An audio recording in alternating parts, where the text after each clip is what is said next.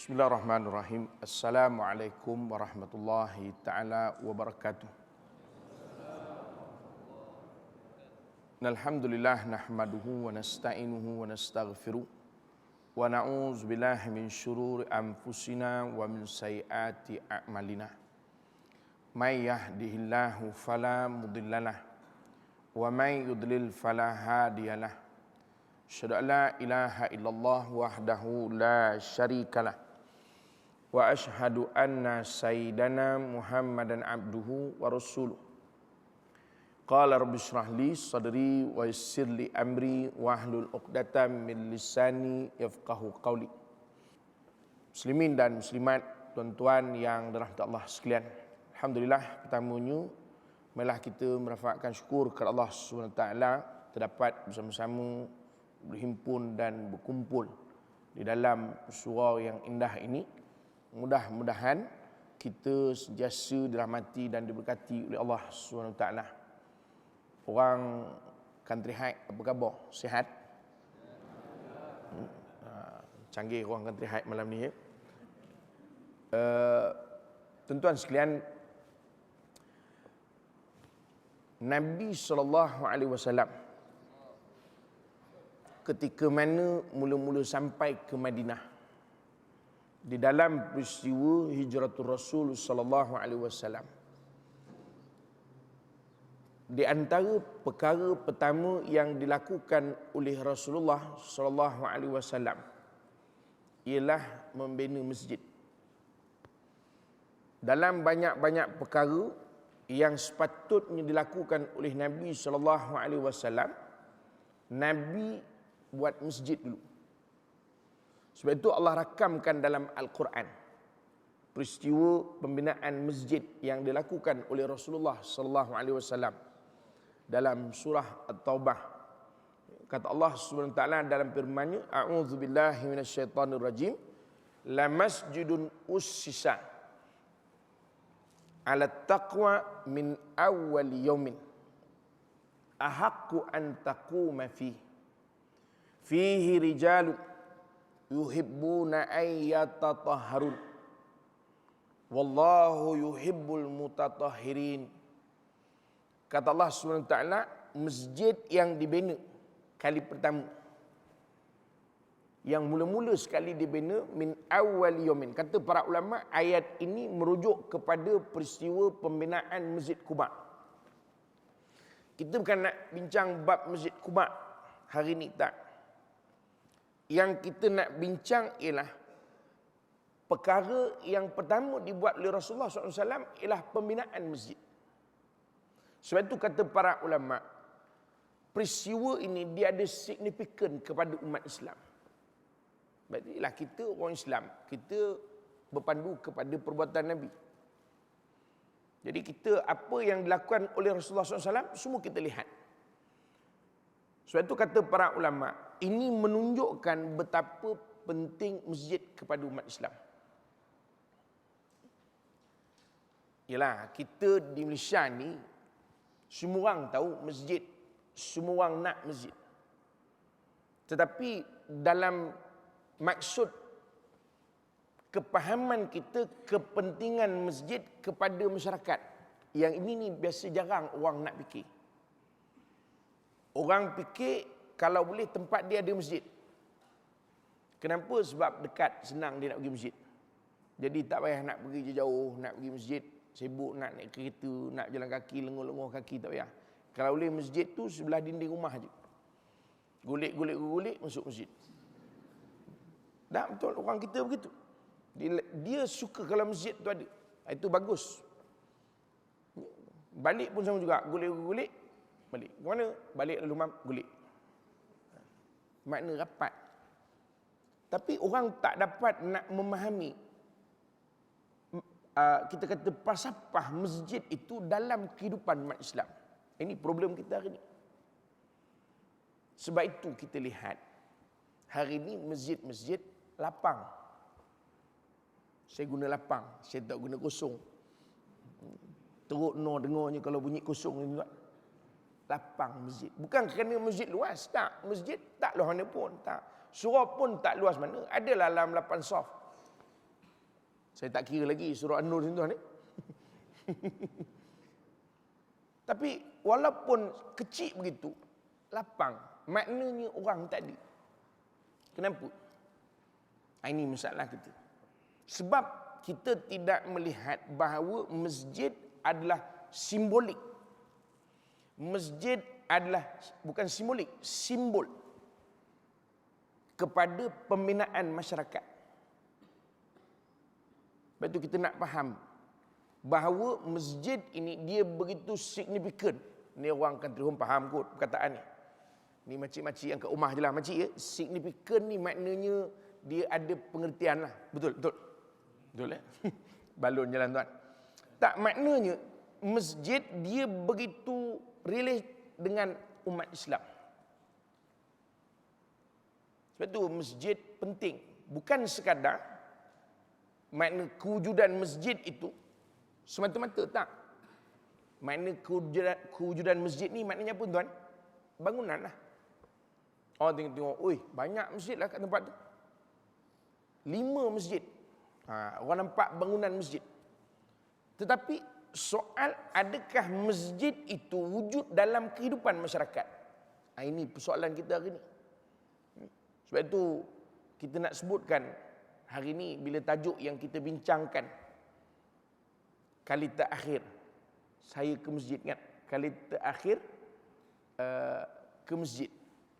Bukan maknanya besok nak meninggal, tak. Maknanya kalau kadang-kadang kalau kita tanya kepada orang, tuan agak-agak bila last pergi masjid? Dia boleh menung tu. Menung. Tak ingat Ustaz kata, tapi dulu rajin lah. Punya susah nak ingat tu, menunjukkan lama tu, lama. Kan macam kita lah orang puan kalau tanya bila last buat kek. Allah, buat kek Ustaz. Kek. Wahalnya baru lepas makan kek pun. Tapi pasal kek tak pernah buat, kita beli je. Sama juga kita. Bila sebut bila last pergi masjid, kadang ada orang dia menung nak mikir tu. Bila last pergi masjid? Lama semua Ustaz, lama. Nak menunjukkan tuan-tuan jarangnya kita ke masjid. Sebab itu saya nak sebutkan bahawa Islam dan masjid dia ada satu hubungan yang kuat. Bermakna orang yang mengaku Islam dia tidak boleh asing dengan kehidupan di masjid. Macam ada harapan. Tak, ini hari ni kita lihat. Sebab itu tuan-tuan tengok sebenarnya jiwa kita dengan masjid ni bukan asing, tak asing. Cuba tengok orang kita bila ke Mekah. Bila ke Mekah, orang kita akan rasa begitu nak sangat ke masjid. Sehingga kadang-kadang ada orang tak balik-balik ke hotel. Kita ingat hilang, dia iktikaf 3 hari. Kita yang jadi mutawif ni, yang jadi pembimbing ni, pening mikir ni. Jumpa dia, Kak, ke mana pergi, Kak? Ke mana? Kita tenang, Ustaz. Iktikaf. 3 hari tak balik. Maknanya, masjid dia kan asing pada kita. Tetapi kita jadi tanda tanya. Kenapa bila di Malaysia, kita balik ke kawasan penempatan kita, masjid tidak makmur seperti mana di Masjidil Haram. Tidak makmur seperti mana di Masjid Nabawi. Barangkali kerana orang menganggap bahawa solat di Masjidil Haram itu digandakan 100,000 kali ganda. Solat di Masjid Nabawi digandakan 1000 kali ganda. Barangkalilah. Sebab itu orang semayang banyak di sana. Orang rajin nak ke masjid. Jadi kalau di masjid kita ni orang tak rasa 1000 kali ganda. Itu masalah pula. Walau bagaimanapun tuan-tuan sekalian, kalau kita tengok kepada hadis-hadis Nabi SAW, ada banyak hadis yang nak menunjukkan bahawa orang-orang yang ke masjid ini diangkat oleh Allah Subhanahu Wa Taala. Sebab itu kita kata tadi, pertama masjid ni sebagai simbol. Dia sebagai syiar. Dia mesti wujud dalam kehidupan umat Islam. Saya kata mesti wujud dalam kehidupan umat Islam tadi, kenapa? Maknanya, dia mesti ada dalam agenda harian dia nak ke masjid. Ni kita cerita, kita ni orang Islam. Sebab itu Allah Ta'ala ada sebut dalam Quran. Orang-orang musyrikin, dia takkan mengimarahkan masjid. Tak ada. Orang-orang kafir, orang-orang yang tak beriman, dia takkan datang masjid. Tak ada. Sebab itu yang nak datang masjid, kita lah. Kita. Sebab itu Allah Ta'ala sebut, innama ya'muru masajidallahi man amana billah. Kita lah. Tuan-tuan yang tengah tengok TV ni.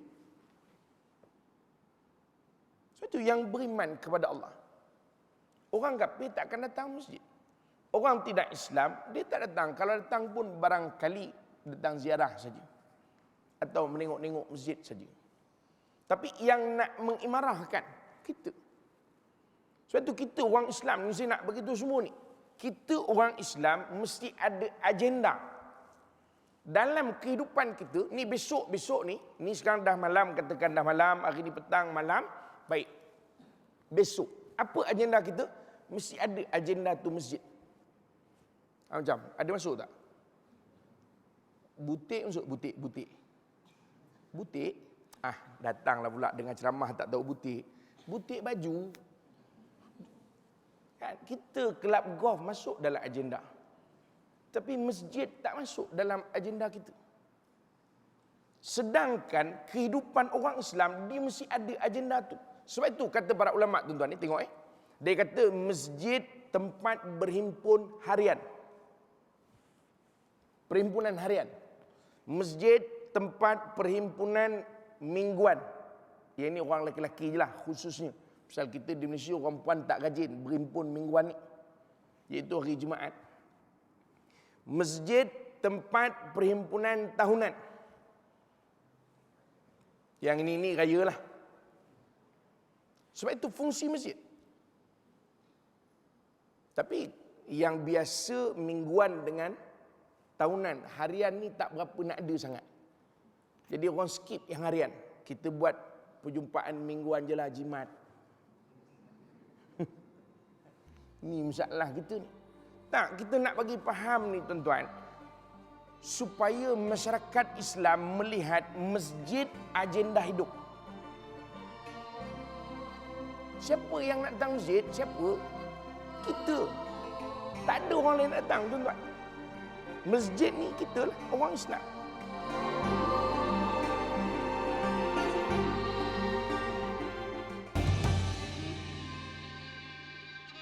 Assalamualaikum warahmatullahi wabarakatuh. Daripada Jabir radhiyallahu anhu berkata bahawa Rasulullah sallallahu alaihi wasallam menganjurkan supaya membersihkan sisa makanan di piringnya atau di jarinya.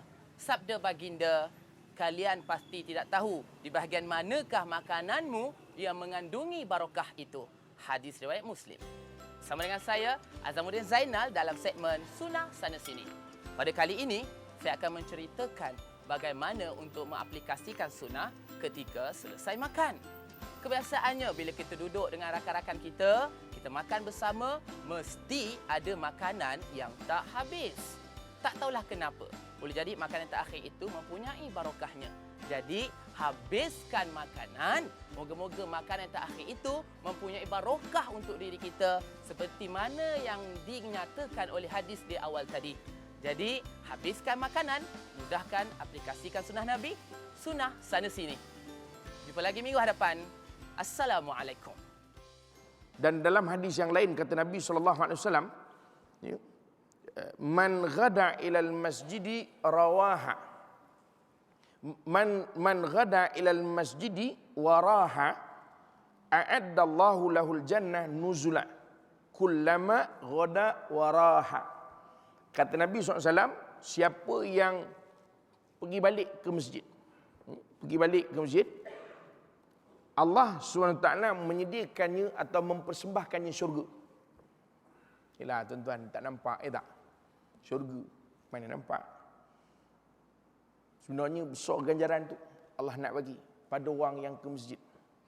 Sebab tu kadang-kadang tuan-tuan, kita dalam Islam ni tuan-tuan, dalam Islam sebenarnya senang nak dapat pahala.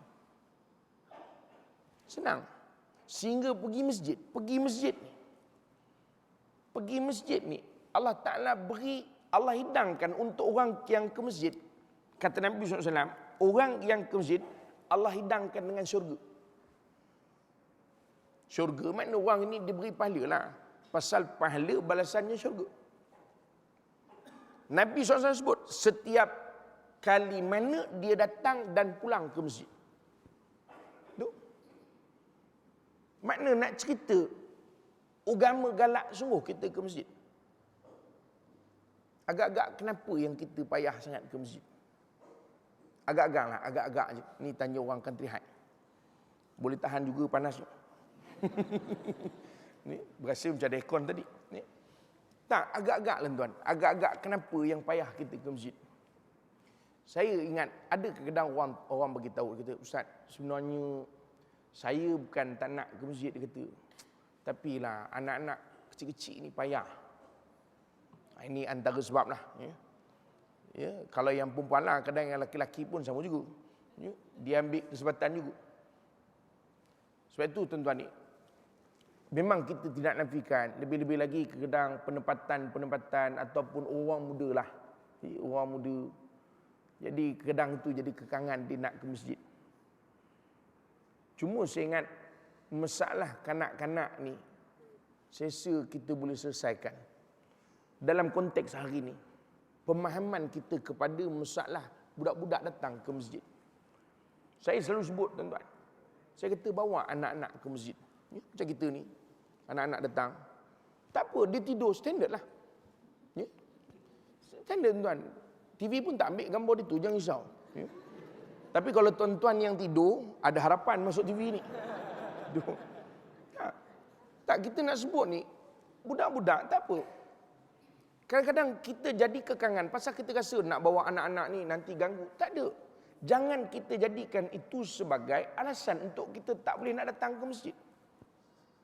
Sebab itu kadang-kadang bila kita kata masjid ni kita nak dia jadi syiar dalam kehidupan umat Islam. Tapi kadang-kadang yang jadi masalah, orang tak boleh nak datang. Itu masalah juga. Bukan dia kata dia tak nak, Ustaz. Saya memang suka nak ke masjid, Ustaz. Hati ni kalau boleh rasa nak ke masjid je, tak nak duduk rumah dah. Contohlah. Tapi masalah dia kata ni budak-budak kecil payah. Itu kadang-kadang saya sebutkan, sebab itu saya kata tadi, bawa budak-budak tak ada masalah. Tuan-tuan, soal budak-budak yang datang ke masjid ni kadang-kadang masalah anak-anak laki-laki tak bersunat lah istilah kita orang Melayu, berkhatan. Yang ini ni bukan perkara yang besar dalam persoalan ni. Hatta kalau saya nak petik dari pandangan mazhab Syafi'i sendiri, kita boleh rujuk di dalam kitab Irsyad Hukum. Saya suka sebut kitab ni, senang, kitab orang Melayu yang dikarang oleh Mufti Brunei Darussalam. Dinukilkan pandangan daripada kitab Bughiyatul Mustarsyidin. Ini kitab mazhab Syafi'i juga. Disebutkan ada dua pandangan. Satu pandangan yang mengatakan sah solat di sebelah kanak-kanak yang tidak berkhatan. Satu lagi mengatakan tidak sah solat. Dan dia tahqiq di situ, dia ambil pandangan mengatakan sah solat. Jadi tak ada masalah. Jadi mengapa yang kita masalah bawa budak-budak letak sebelah kita? Tak ada masalah. Dan kita pun yang lain kena faham bahawa solat itu sah. Jadi jangan kita rasa risau sangat. Dan orang perempuan, budak-budak tak jadi isu. Ini laki-laki punya kanak-kanak aja. Pasal masalah berkhatan ini ataupun kulfah, atau kulfah. Kulub, atau kulub. Susah no cakap Arab tak faham. Cakap Melayu lah tuan. Ini masalah orang laki-laki, orang perempuan tak ada masalah. Bahkan kalau kita tengok dari susunan saf solat ni, orang perempuan dia di belakang sekali. Nabi sebut jelas. Khairus sufufir rijali awwaluha wa syarruha akhiruha. Wa khairus sufufin nisa'i akhiruha wa syarruha awwaluha. Sebaik saf orang lelaki yang paling awal, yang tak bagus belakang, bukan tak bagus. Nanti tuan-tuan balik pula, aku tak bagus, baik aku balik kata dia. Tak, maknanya nak banding dengan yang depan. Dan saf orang perempuan paling bagus yang cecah dinding belakang tu. Itu paling bagus sekali. Pasal dia terbeza di antara saf perempuan dengan saf laki-laki. So, itu tak ada masalah. Di antara saf perempuan dan saf laki-laki, saf kanak-kanak. Sebab itu kanak-kanak depan. Bukan kita orang tua depan, tak. Ini kita orang tu, budak-budak, belakang. Salah tu konsep. Sebab itu kadang-kadang orang jadi payah nak datang masjid. Ini pun satu masalah. Jadi orang jadi susah untuk nak datang masjid. Kenapa? Pasal masjid terlampau banyak syarat. Dan kita pula terlampau terikat dengan syarat. Ini jadi masalah. Sedangkan perkara ini mudah. Tuan-tuan baca dalam kitab tu dia kata seperti mana sahnya solat di Masjidil Haram. Kenapa di Masjidil Haram?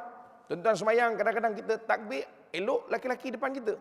Kita rukuk, dah bertukar jadi perempuan. Betul tak? Biasa gitu kan? Kita semayang dengan jemaah perempuan, tiba-tiba sebelah kita ada jemaah lelaki pula. Ada pula orang Mesir semayang sebelah kita. Allahu Akbar. Sebab itu kata para ulama, sah solat di Masjidil Haram begitu. Kerana ulama tak sepakat membatalkan solat tersebut. Ulama tak sepakat, kecuali yang sepakat batal. Contoh, memang orang kafir semayang tengah-tengah kita pula. Kita semayang, ada pula orang bukan Islam semayang dia pula. Kita semayang Allahu Akbar, dia pun semayang. Itu memang confirm. Ulama sepakat mengatakan tak sah semayang tu. Tapi dalam masalah kanak-kanak, ini jangan jadikan halangan. Zaman ni tuan-tuan, kita nak sebut, ini zaman orang tak ke masjid. Tiba-tiba tuan kuasa pula dengan ini. Macam itu baca tu. Macam zaman Hang Tuah punya, announcement. Tidak dibenarkan budak-budak ke masjid. Ada kadang-kadang setengah masjid tu siap tulis lagi. Kanak-kanak dilarang masuk. Tuan-tuan, hilang akal ke tuan-tuan? Dia datang dengan bapak dia, kanak-kanak dah masuk. Jadi, gondok kat luar je, ayah je masuk. Sekejap lagi, ayah dia keluar. Nampak anak pakcik tak? Yang mana pakcik? Ada baju Melayu 2 orang. Oh, dekat atas menara tu. Tak, kadang-kadang kita, saya nak sebut tuan-tuan, ini yang kadang-kadang yang mengganggu, yang menyebabkan orang tak datang ke masjid. Ini kadang kekangan-kekangan. Selain daripada kita kata tadi, sebahagian orang dia tidak rasa bahawa masjid itu sebahagian daripada kehidupan. Sebab itu saya ingatlah tuan-tuan, hari ini kita kena tukar. Cuba tuan-tuan lihat di negara-negara lain. Masjid dijadikan center.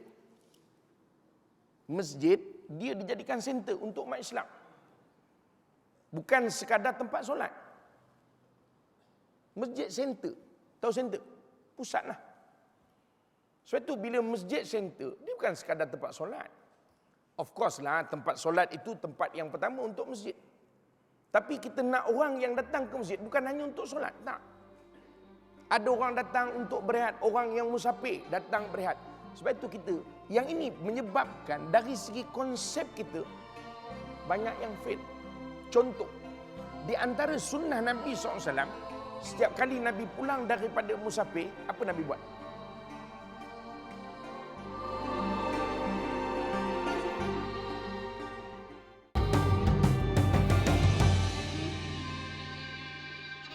Assalamualaikum, bersama saya lagi Hadi dan saya Aman dalam segmen Bahasa Arab dalam 60 saat. Seperti minggu-minggu sebelum ini, kami berdua lagi akan mengutarakan kepada anda satu lagi perkataan baru dalam bahasa Arab yang mana perkataan ini juga kita gunakan dalam ibadah solat seharian kita.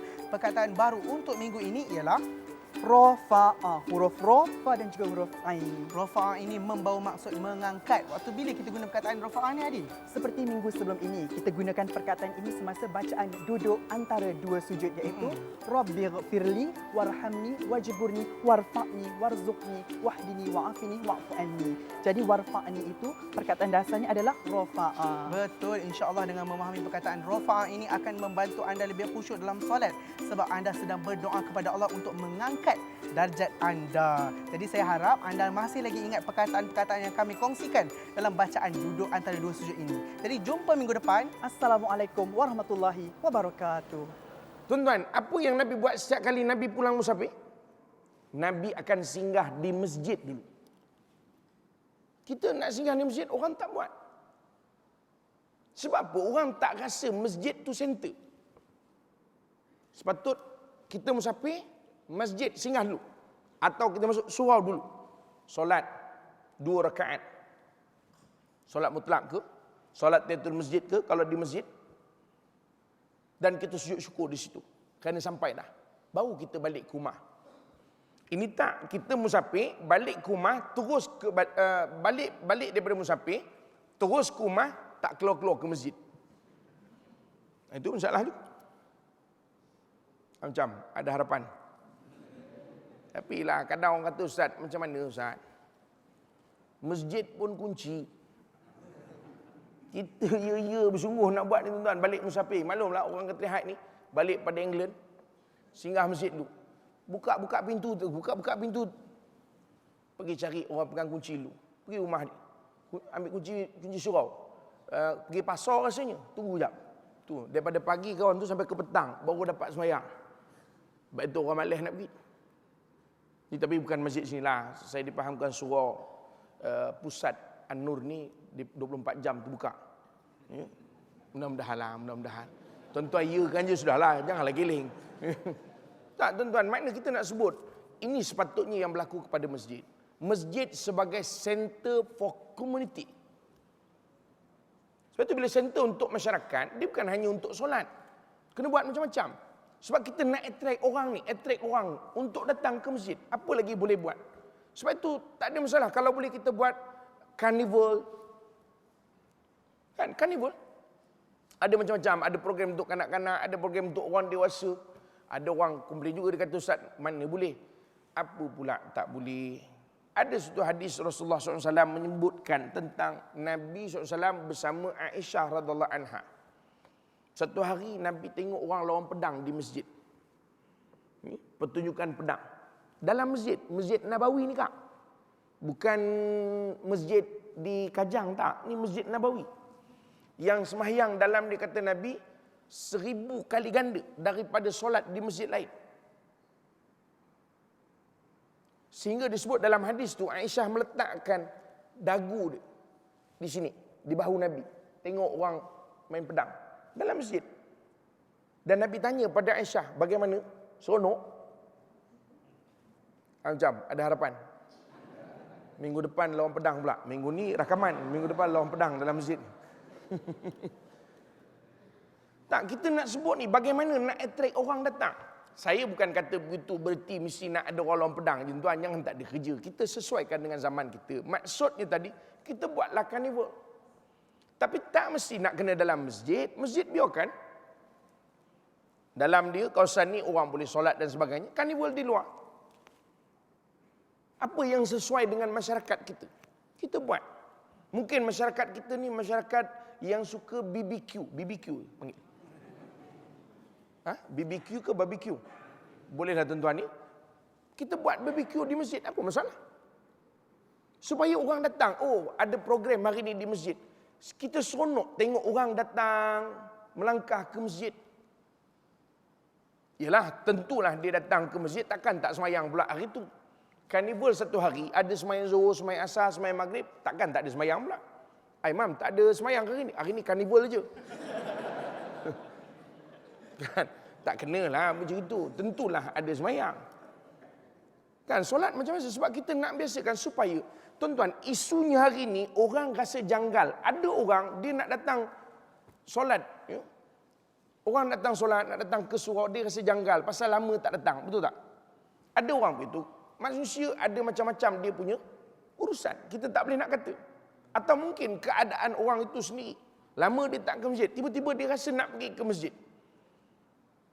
Tapi kalau kita tak jadikan masjid ni terbuka untuk semua orang, menyebabkan orang rasa nak ke masjid tu, dia akan rasa dia semayang tu, tengah semayang ni rasa macam orang mengumpat dia tu. Mengata aku lah tu.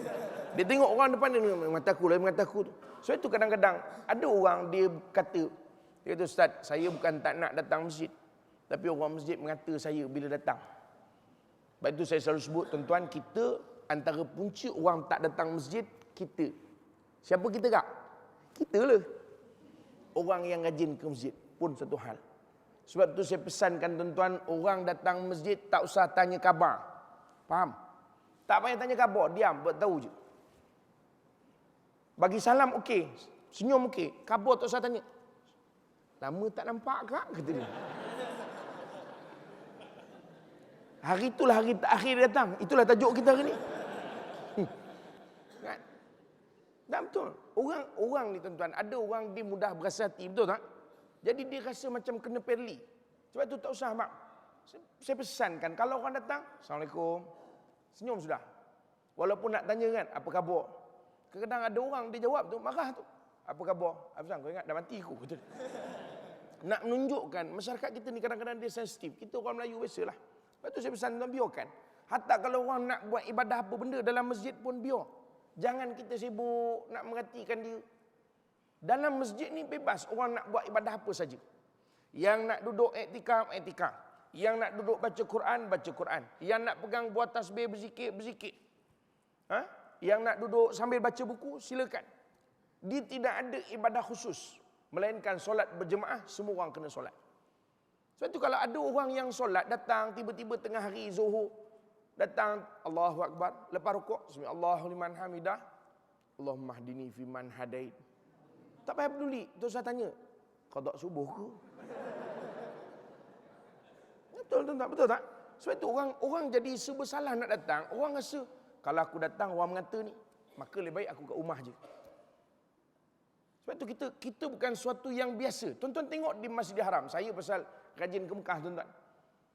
Saya tengok di Masjidil Haram. Orang kalau tak sempat nak sembahyang, kadang-kadang kita ziarah, balik itu kita sangkut jam. Tak boleh masuk. Jadi sampai-sampai orang dah balik dah. Kita pun balik hotel, makan-makan dulu. Selesai, kita pun sembahyang Zuhur di mana? Tetap di masjid. Kita akan sembahyang di masjid.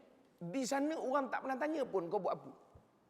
Hatta orang duduk tengok Kaabah kan? Tengok Kaabah duduk.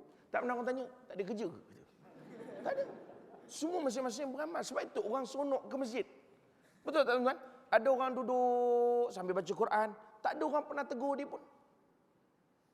Kan? Orang tak kacau. Tapi kita di Malaysia ni, kita tak dapat nak memudayakan tu. Patutnya ada orang datang, dia duduk satu kumpulan, duduk buat discussion, bincang. Ini center. Macam, ada harapan ke tak ada harapan ni? Ni, saya nak pesankan semualah, ya, termasuk penonton yang di rumah yang melihat siaran ni. Kita pesankan, sama-sama kita jadikan masjid ni suatu yang biasa pada kita. Sebab itu kita kata jadi center tadi. Ya, jadi center. Jadi bila dia biasa, orang tak jadi janggal nak ke masjid. Dan saya ingat antara perkara poin penting tadi ialah masjid sendirilah. Ya. Kadang-kadang orang lagi suka pergi ke stesen minyak daripada masjid. Minta maaf sebutlah tuan-tuan ni. Saya memanglah kadang-kadang benda ni orang tak sedap dengar. Tapi kita kena faham dan saya rasa kita kena ubahlah. Kadang-kadang setengah masjid tandas kunci. Ada ke tandas ikut waktu solat? Mana ada orang buang air ikut waktu solat, tuan-tuan? Tak ada. Di mana berkata? Pukul 5 dah ni. Oh, ini masa untuk kencing ni, kata dia.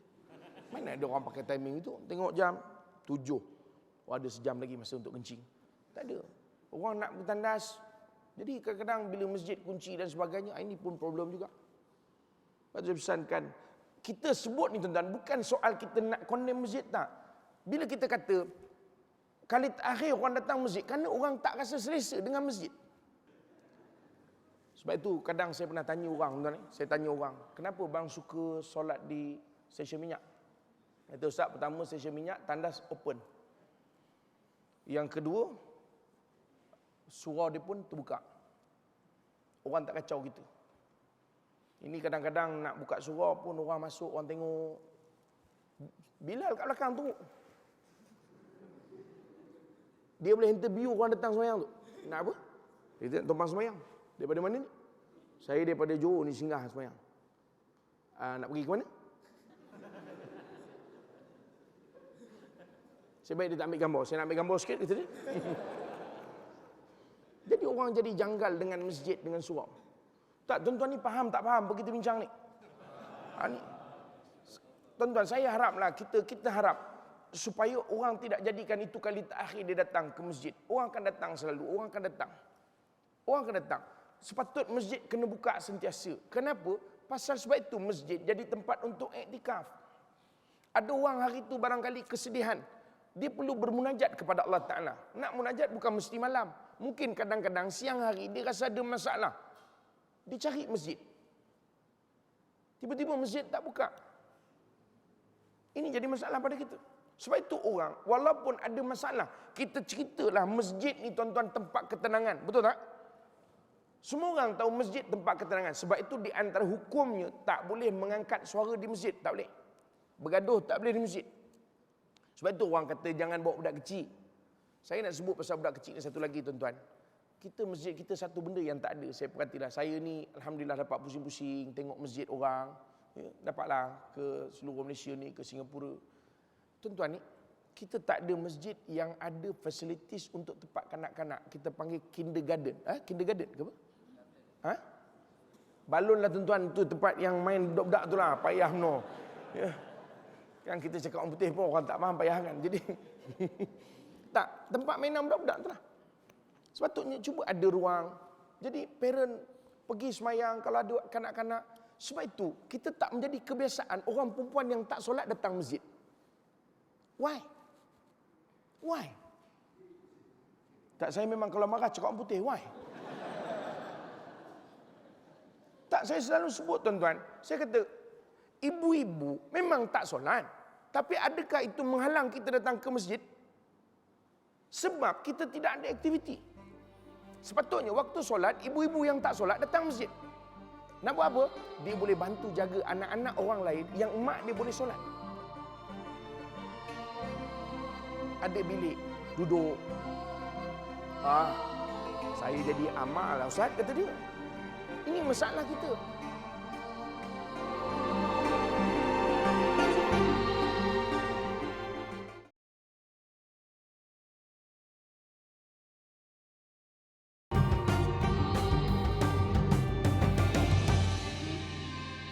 Ini sekadar sharing. Saya pergi satu tempat. Tempat ini ramai budak-budak. Dan alhamdulillah masjid ni pun ramai orang. Kebetulan saya dah sampai lewat sikit. Jadi bila sampai lewat orang dah solat. Dah satu rakaat pertama.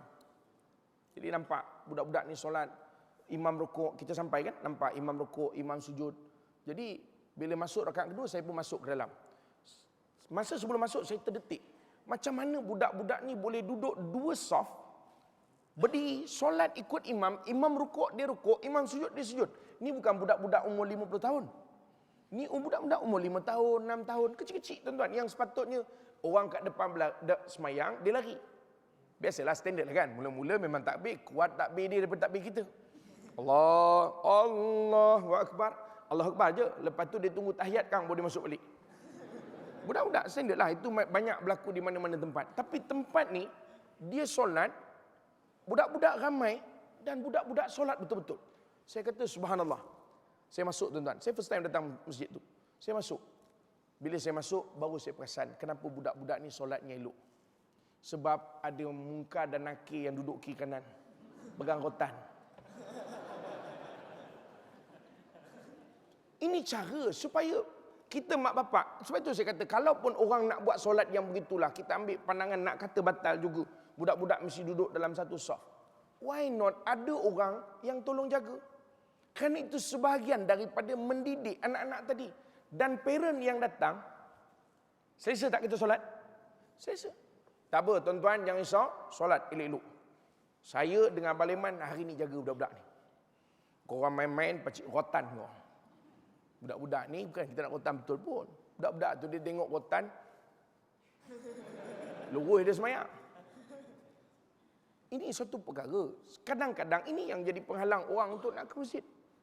Sebab kadang-kadang kita, saya katakan tadi tuan-tuan, ini soal tidak ada kemesraan di antara masjid dengan orang yang nak datang. Macam, boleh buat ke tak boleh buat ni? Ni orang Kajang ni bukan orang Country Heights saja ni. Saya rasa ada orang luar-luar yang datang sama. Tuan-tuan, kita nak share malam ni, kita bukan nak sekadar kita nak condemn. Tidak, tak ada soal kita nak condemn. Cuma kita nak bagi buah fikiran. Mengapa wujud kali terakhir aku datang ke masjid? Sebab itu betul, kita tidak nafikan. Memang ada fadilat-fadilat yang besar untuk orang yang ke masjid, tetapi orang masih tidak rasa. Kenapa? Sebab puncanya ialah sifat kemanusiaan itu yang tidak diraikan. Unsur manusiawi kita ni. Itu unsur manusiawi, perlukan tandas, perlukan facilities, itu sifat manusiawi. Tuan-tuan kena ingat, yang datang ni manusia, bukan malaikat. Jangan silap. Apa tuan-tuan ingat yang semayang? Allah, Jibril ni. Jangan kita expect datang ni semua malaikat, tak. Ada orang yang baru first time nak datang, ada orang yang baru terbuka hati nak datang, ada orang macam-macam manusia. Sebab itu kalau unsur manusiawi ini tidak diraikan, ini problem kita. Sebab itu saya selalu sebut, kadang-kadang kalau kita ke masjid surau, apa benda ada untuk orang hidup? Pening juga kita nak mikir tu. Di masjid, di surau kita, apa yang ada untuk orang hidup? Apa kak? Van jenazah untuk orang mati. Siapa yang nak pakai van jenazah tu? Tak mahu. Balik kampung tiket tak ada, kapal terbang tak ada, tiket bas tak ada, tiket kereta sewa habis. Semua habislah pendek cerita. Kalau pengusi bagi pinjam van jenazah pun saya ingat tak ada orang nak balik kampung. Nak balik tak? Nak, suami kita punya van jenazah masjid. Alhamdulillah, nasib baiklah masjid bagi pinjam van jenazah ya. Nak buat apa ni bang? Kita balik kampung lah, insyaAllah tahun ni kita balik kampung. Saya rasa orang tak nak tuan. Saya sorry to say lah tuan-tuan ni, sorry to say. Sebab itu kita sebenarnya nak bincang tentang orang ke masjid ni luas. Cuma saya nak sebut malam ni kalau boleh hari ni tuan-tuan, kita nak tengok punca apa yang menyebabkan orang tidak ke masjid. Kita boleh kata, ustaz, orang ni memang tak nak datang masjid. Yes, selepas kita buat everything ada. Facilities kita buat, program kita buat, dan dia tak datang. Itu dipanggil masalah jiwa dia. Tapi kita apa benda pun tak buat, tiba-tiba kerja kita, orang tu memang tak nak datang masjid. Orang tu memang tak nak datang masjid. Salah. Sebab itu, ini kekangan-kekangan dalam kehidupan kita hari ini umat Islam yang memisahkan di antara kehidupan kita dengan masjid. Tuan-tuan sekalian, saya nak sebut, kita kena berubah. Hari ini, kita kena melihat orang-orang yang nak datang ke masjid ini sebagai klien. Tuan-tuan faham klien? Ni bahasa tinggi sikit ni. Tapi taklah tinggi mana, klien je pun. Klien ni sebagai kita punya apa? Pelanggan. Sebab itu masjid kena melihat para jemaah. Ini tujuan dilantik jawatan kuasa masjid. Tujuan kita bukan sekadar kita nak tutup pintu, buka pintu. Tak. On mikrofon, on aircon. Tak. Tapi kita fikir bagaimana kita nak bawa para jemaah ni datang ke masjid. Bagaimana kita nak bagi diorang datang. Cara ni tak boleh. Kita tukar cara lain. Apa cara yang boleh kita buat? Ini kerja kita. Kerja dia datang. Kerja kita buat. Tapi kadang-kadang masing-masing buat kerja orang lain. Kan? Yang tak datang, dia kata apa je tuan kuasa masjid tak buat kerja. Kan? Dia sibuk kerja orang lain tu. Yang pergi masjid pula, dia buat kerja orang lain pula. Apa kau tak datang? Elok sesama kita, memang sama-sama lalas sekali, semua sekali last ke masjid. Kan? Semua sekali dengan jawatan kuasa, dengan dia pun last sekali ke masjid. Sebab itu kita nak kena berubah, pergi hari ni. Sebab itu saya ingat kita buat tajuk ini supaya mudah-mudahanlah yang dengar ni kita berubah, kita tukar, dan orang yang kita jadi jemaah ni, yang mendengar ni, saya nak pesankan kita yang bukan jawatan kuasa ni, kita kena rasa masjid ini. Sebab itu saya tak berapa setuju rumahku syurgaku. Bukan saya tak setuju konsep. Itu sebenarnya dari segi maksudnya kita nak menjadikan rumah tu seperti syurga. Tapi lama-lama orang buat rumah tu syurga. Jadi orang tak nak keluar pada syurga dah. Syurga dia kata nak keluar buat apa? Cuba kita tukar tuan-tuan, kita rasa masjid tu syurga kita. Kita rasa seolah-olah masjid macam rumah kita. Kepala paip pecah, dahsyat betul. Kepala paip tercabut, kita rasa macam mana kalau rumah kita kepala paip tercabut? Orang perempuan tengok telekung ada banyak tek lalat. Kan? Suruh-suruh kita masjid, kadang sian, telekung banyak tek lalat. Kita punya telekung kan elok, tukarlah.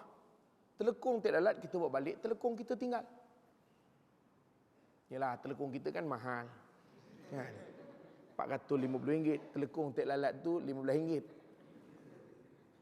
Saya nak sebut, ini masyarakat Islam, sepatut dia kena ada rasa alert dengan masjid. Masjid bukan, sebab itu saya mudah saja kalau orang tanya, kenapa Ustaz orang kali terakhir datang? Because, marahlah tu. Sebab dia rasa bahawa masjid itu tak ada hubungan dengan dia. Tuan-tuan ada rumah kan? Di Country Heights satu lagi tuan-tuan punya rumah katalah di Pahang. Tuan-tuan pergi tak rumah sana? Pergi tak pergi? Ialah tak mestilah kena tuan-tuan angguk kalau rumah di Pahang dulu. Saya tak, Ustaz, saya Terengganu. Alah, contoh je. Dia nak betul-betul exactly macam dia punya. Katalah tuan-tuan ada rumah di Pahang. Sekarang tuan-tuan duduk di Country Heights. Tuan-tuan pergi tak rumah di Pahang? Di sini memang pergi, dah tentu kita duduk di sini. Yang di sana kita pergi tak? Tuan-tuan tak duduk sana, kenapa pergi? Yes, exactly tuan. You are right. Because that is our own.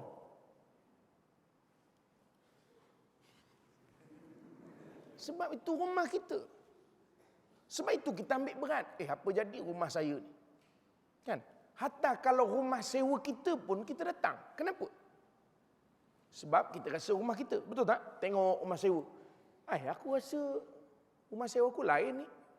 Lepas sebulan jadi lain pula dah. Kita alert. Tapi surau pernah tak kita rasa alert?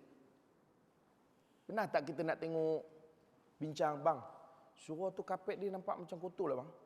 Kalau boleh minggu ni kita panggil budak-budak semua balik. Yang daripada England, daripada Afrika Selatan semua kita suruh balik, suruh bersihkan surau. Contoh lah tuan, contoh. Kan?